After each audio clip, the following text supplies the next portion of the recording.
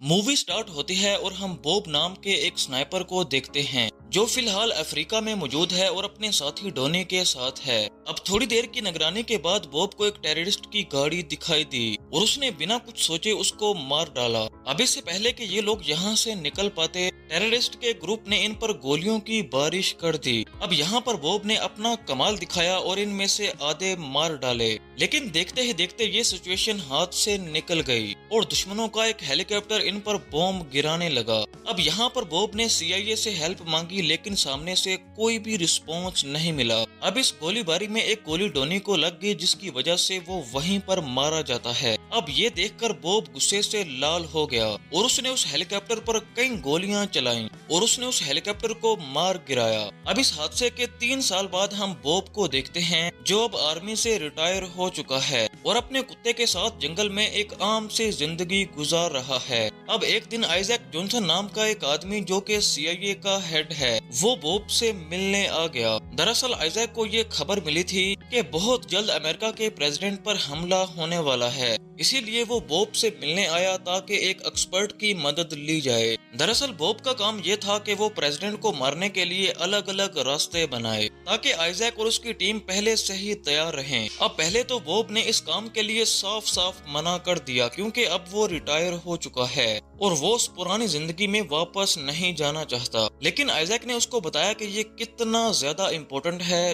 और साथ ही आइजैक उससे रिक्वेस्ट करता है कि प्लीज मान जाओ, तो इसीलिए बॉब हाँ कर देता है। अब जाने से पहले आइजैक ने बॉब को सारे मामले की जानकारी दी और उसे अगले हफ्ते वाशिंगटन बुलाया। अब एक हफ्ते बाद बॉब वाशिंगटन DC पहुंचा, जहां प्रेसिडेंट अपनी स्पीच देने वाले थे। अब कई दिनों की रिसर्च के बाद बॉब ने आइजैक को बताया कि प्रेसिडेंट पर हमला फिलाडेल्फिया में होगा। अब यहाँ पर प्रेसिडेंट ने आइजैक का शुक्रिया अदा किया और उसे प्रेसिडेंट की स्पीच वाले दिन भी आने का कहा। अब ऐसे ही दिन गुजरते गए और बहुत जल्द वो दिन आ गया जब प्रेसिडेंट पूरे देश के सामने स्पीच देने वाले थे। इधर बॉब आइजैक के साथ एक रूम में पहुंचा जहां वो सारे शहर को देख सकते थे।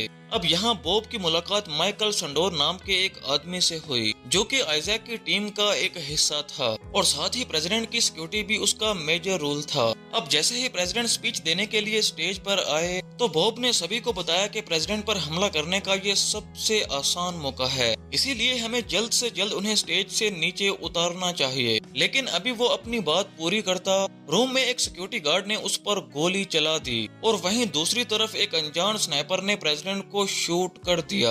अब ये देखते ही बॉब खिड़की तोड़कर नीचे भाग गया और बॉब के जाते ही आइजैक की टीम ने पूरे कमरे को साफ किया और एक टेबल पर बॉब की स्नाइपर राइफल और उसके फिंगरप्रिंट छोड़ दिए। वहीं दूसरी तरफ निक नाम के एक ऑफिसर ने बॉब को रोकने की कोशिश की, लेकिन बॉब ने बड़ी ही आसानी से उसको नीचे गिरा दिया और उसको हथकड़ी लगाकर आगे जाने लगा। लेकिन जाने से पहले उसने उस ऑफिसर को बोला कि मैंने प्रेसिडेंट को नहीं मारा, मुझे फंसाया गया है। इसके बाद वो उस ऑफिसर की गाड़ी में बैठा और ये शहर छोड़कर भागने लगा, पर अभी वो यहाँ से भाग पाता इससे पहले FBI की टीम ने उसे चेस करना शुरू कर दिया। अब पुलिस से बचने के लिए बॉब ने अपनी कार को एक कार वॉश में घुसा दिया और जल्दी से अपने घाव की मरहम पट्टी करने लगा।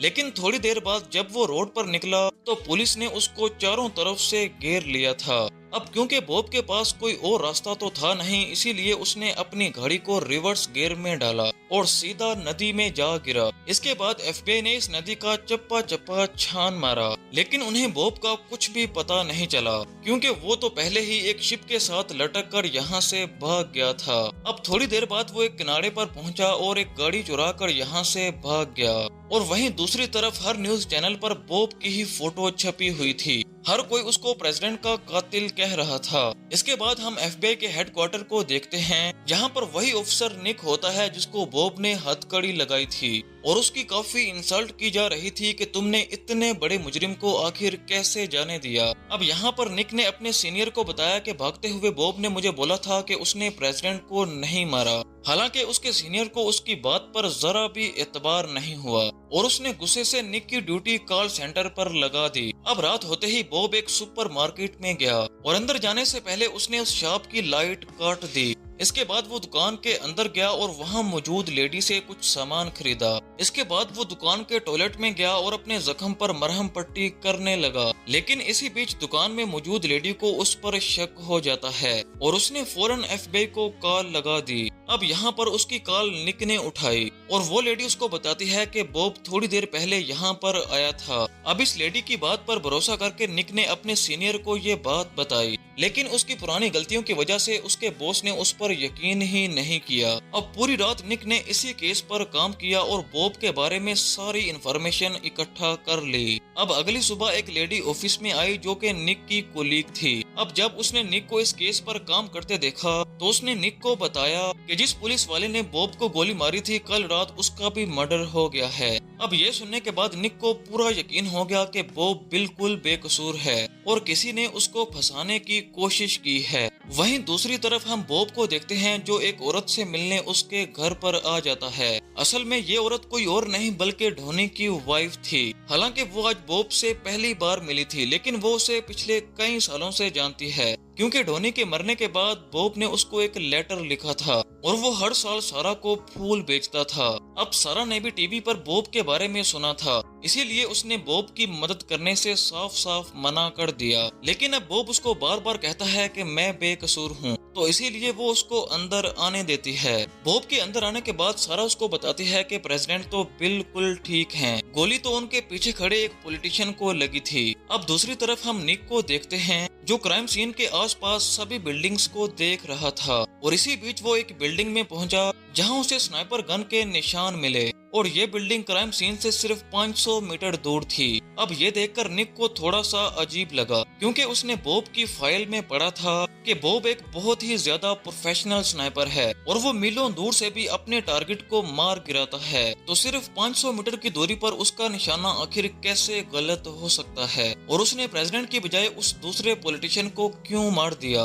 वहीं दूसरी तरफ हम सारा को देखते हैं जो पेशे से एक नर्स है और अभी वो बॉब का इलाज कर रही है। अब थोड़ी देर बाद जब बॉब को होश आया तो सारा उसको बताती है कि गवर्नमेंट ने उसके डॉग को भी मार दिया है।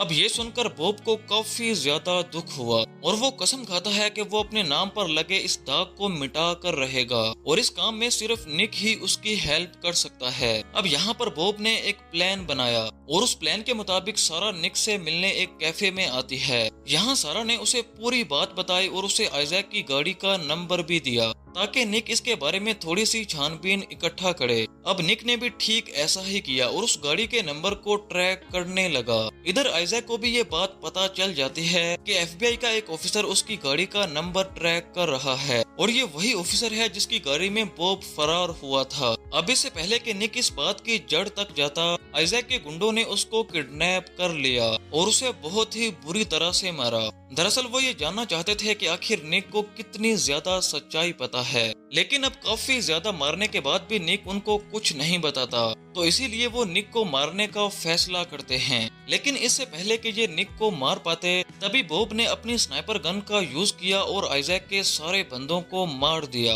अब यहाँ पर निक बॉब से कहता है कि मुझे पता है कि तुम्हारी कोई गलती नहीं है, तुम्हें फंसाया गया है, इसीलिए तुम खुद को पुलिस के हवाले कर दो ताकि कानून तुम्हारी हेल्प कर सके। हालांकि बॉब ने इसके लिए साफ साफ मना कर दिया और वो कहता है कि अगर उसने आइजैक से बदला नहीं लिया तो कल को वो किसी और के साथ भी ऐसा ही करेगा। अब निक ने भी उसकी बात मान ली और उसका साथ देने के लिए तैयार हो गया। वहीं दूसरी तरफ आइजैक और उसके गुंडों को ये बात पता चलती है कि बॉब हर साल सारा नाम की एक लड़की को फूल बेचता है और इस बात का पता लगते ही आइजैक ने अपने गुंडों को सारा को किडनैप करने को कहा और वहीं दूसरी तरफ बॉब और निक हथियारों के एक डीलर से मिलने आए। जहां बॉब ने इस आदमी से पूछा कि क्या ऐसा मुमकिन है कि गोली किसी और बंदूक से चले और दिखाई किसी और बंदूक से दे। इस पर यह आदमी कहता है कि हाँ, ऐसा करना मुमकिन है। इस तकनीक को पेपर पैचिंग तकनीक कहते हैं, जिसमें गोली चलती कहीं और से है और दिखाई कहीं और से देती है। यहाँ इस आदमी ने बॉब को एक और बात भी बताई कि तुम्हारे अलावा इतना सटीक निशाना एक ही इंसान लगा सकता है और वो है मिखायो। अब इस आदमी ने जब मिखायो का हुलिया बॉब को बताया तो बॉब फौरन समझ गया कि मिखायो कोई और नहीं बल्कि माइकल संडोर है जो आइजैक के साथ उसकी टीम में था। इसके बाद निक ने अपने ऑफिस में कॉल की और माइकल संडोर का पता निकलवाया जो कि फिलहाल वर्जीनिया में था। अब उस रात दो आदमी सारा के घर में घुसते हैं ताकि उसको किडनैप किया जा सके। अब यहाँ एक आदमी को तो सारा ने मार दिया, पर बदकिस्मती से दूसरे के हत्थे चढ़ गई। इधर आइजैक को भी पता चल जाता है कि बॉब ने माइकल सैंडोर का पता लगा लिया है, इसीलिए वो समझ जाता है कि बॉब अब इसी के पीछे है। इसीलिए आइजैक ने एक प्लान बनाया, और प्लान ये था कि जब बॉब और निक माइकल सैंडोर को पकड़ने के लिए वर्जीनिया आएंगे तो हम उन पर हमला करके उनको मार देंगे। अब प्लान के मुताबिक बॉब और निक वर्जीनिया आ जाते हैं और एक सुपरमार्केट जाकर बॉम्ब बनाने का सारा सामान ले लेते हैं। अब बॉब ये जानता था कि आइजैक और माइकल उन पर हमला जरूर करेंगे, इसीलिए उसने निक को भी थोड़ी बहुत स्नाइपिंग सिखा दी थी ताकि समय आने पर वो उसकी हेल्प कर सके। अब अगले दिन बॉब आइजैक के फार्म हाउस गया और निक उसको वहाँ के बॉडीगार्ड्स की लोकेशन बताने लगता है। अब बॉब ने पहले तो सभी गार्ड्स को एक एक करके खत्म किया और फार्म हाउस जाने से पहले उसने आसपास की झाड़ियों में बहुत सारे बॉम्ब रख दिए। इसके बाद वो फार्म हाउस के अंदर गया जहाँ पर माइकल पहले से ही उसका वेट कर रहा था। यहाँ माइकल ने उसको बताया कि असल में हमारा प्लान प्रेसिडेंट को मारने का नहीं बल्कि उस दूसरे देश के पॉलिटिशियन को मारने का था, क्योंकि उस दिन वो लोगों को उस गाँव के बारे में बताने वाला था जिसे आइजैक और उसकी टीम ने एक ऑयल कंपनी की बात मानकर बर्बाद कर दिया था। दरअसल आज से 3 साल पहले एक बहुत बड़ी ऑयल कंपनी को अफ्रीका के एक छोटे से गांव में अपनी पाइपलाइन बिछानी थी और इस काम के लिए उन्हें उस पूरे गांव को खाली करना था। लेकिन जब गांव वालों ने वहां से जाने से इनकार कर दिया तो आइजैक ने अपनी टीम के साथ मिलकर वहां के सभी लोगों को मार दिया और मारकर उन सभी को एक बड़े से गड्ढे में दफना दिया। अब यहाँ पर बॉब को पूरी बात समझ आ जाती है कि आज से 3 साल पहले जब वो अफ्रीका के उस गांव में था और यूएस आर्मी ने उसे और डोनी को मरने के लिए क्यों छोड़ दिया था। यानी उस टाइम आइजैक और डोनी जिन लोगों को मार रहे थे वो टेररिस्ट नहीं थे,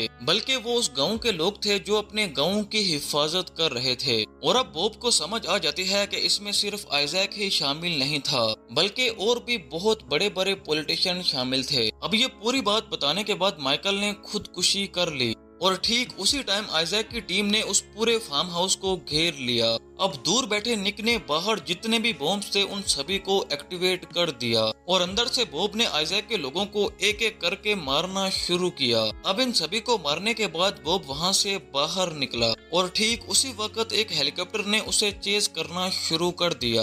अब क्योंकि निक और बॉब इस हमले के लिए ऑलरेडी तैयार थे, इसीलिए उन्होंने आइजैक के गुंडों का जमकर मुकाबला किया। अब जैसे ही वो हेलीकॉप्टर एक ऑयल टैंकर के ऊपर आया तो बॉब ने उस टैंकर को शूट किया, जिसकी वजह से वो हेलीकॉप्टर भी तबाह हो गया। इसके बाद हम आइजैक और उसके साथियों को देखते हैं जिनकी टेंशन अब बढ़ती जा रही थी क्योंकि बॉब अब धीरे धीरे इनके करीब आ रहा था। वहीं दूसरी तरफ निक ने एफबीआई को कॉल की और कहा कि मैंने बॉब को पकड़ लिया है।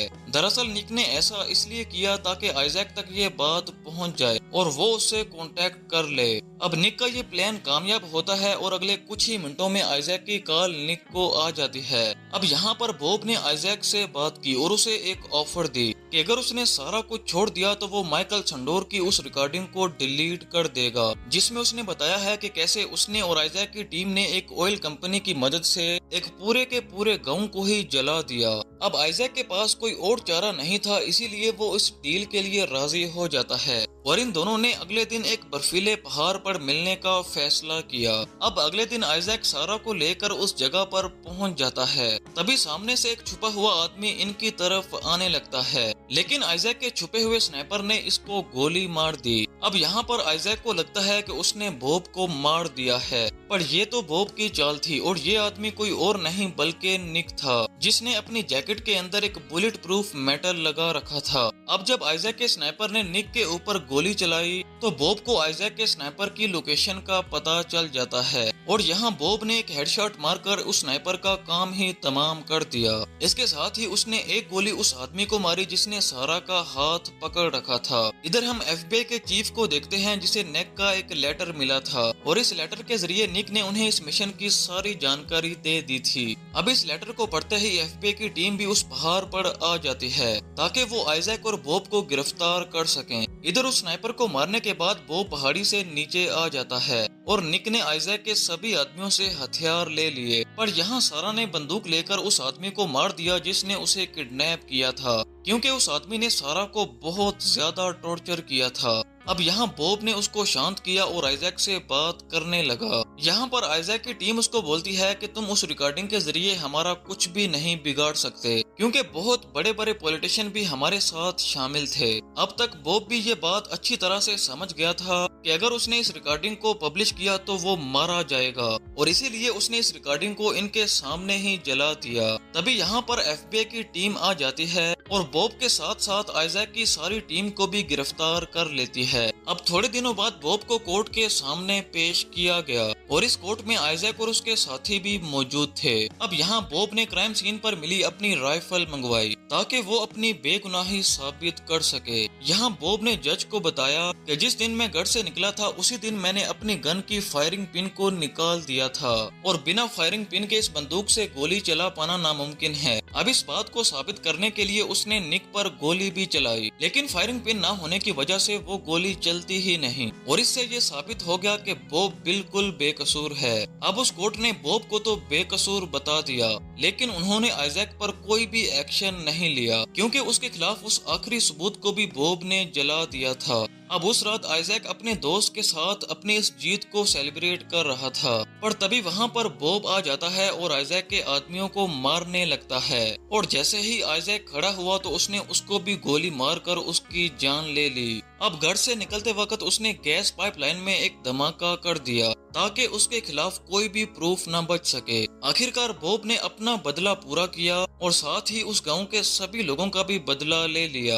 वहीं दूसरी तरफ हम सारा को देखते हैं जो फार्म हाउस के बाहर उसका वेट कर रही थी। इसके बाद ये दोनों ही यहाँ से निकल गए और एक साथ एक नई जिंदगी शुरू की, और यहीं पर इस मूवी का एंड हो जाता है।